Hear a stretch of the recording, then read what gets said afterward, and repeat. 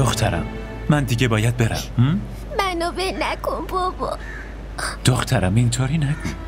حاله عزیز دلم، من که همه چی رو بهت گفتم. خودت میدونی که مجبورم برم. نه خیلی بابا.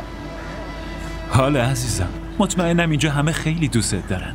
من به خاطر خوبی خودته که تو رو اینجا میذارم. از من خسته شدی میخوای ولم کنی؟ نه دختر قشنگم، چرا این حرفو میزنی؟ ببین، عموی بزرگت هست، عموی کوچیکت هست، زنموات هستن، مامان بزرگت هست. اینجا خیلی بهت خوش میگذره.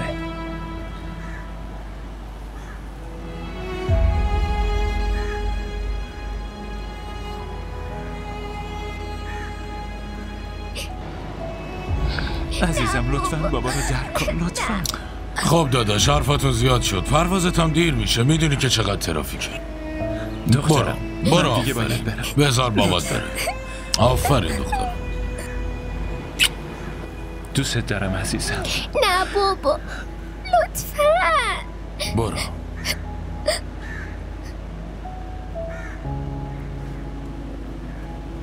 مراقب خودت باش، نگران اینم نباش، همه چی درست میشه. باشه بابا.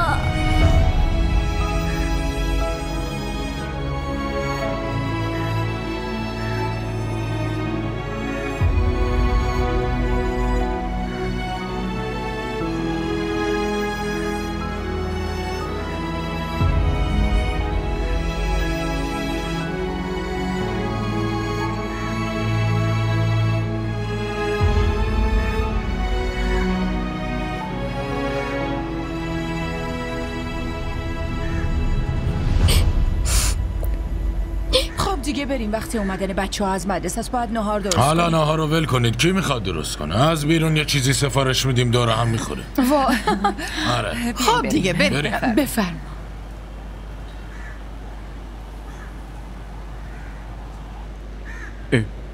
حاله که هنوز اونجا وایستده؟ حاله؟ دخترم بیا اینجا. بیا.